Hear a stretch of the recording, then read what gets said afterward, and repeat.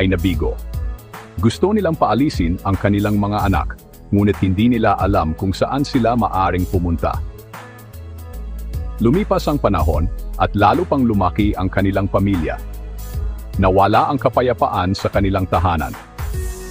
Sa wakas, sumuko na si Malakas. Kumuha siya ng patpat at hinabol ang kanyang mga anak. Sa takot, naggalat ang mga bata sa lahat ng direksyon. Ang ilan ay nagtago sa loob ng mga silid ng bahay. Sila ang naging ninuno ng mga pinuno ng isla, ang mga datu. Ang iba ay nagtago sa likod ng mga pader. Sila ang naging ninuno ng mga alipin. Ang ilan ay tumakbo sa labas ng bahay. Sila ang naging ninuno ng mga malayang tao. Ang ilan ay pumunta sa pandayan. Sila ang naging ninuno ng mga lahing maitim ang balat. At ang ilan ay naglakbay pa sa dagat, naging ninuno ng mga lahing maputi ang balat.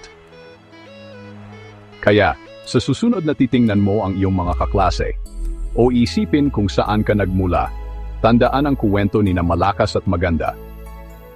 Ito ay higit pa sa isang alamat. Ito ay isang paalala na lahat tayo ay may isang pinagmulan. At ang ating mga pagkaiba ay nagpapayaman sa ating kuwento. Salamat sa pakikinig at panatilihing buhay ang diwa ng ating mga kuwento.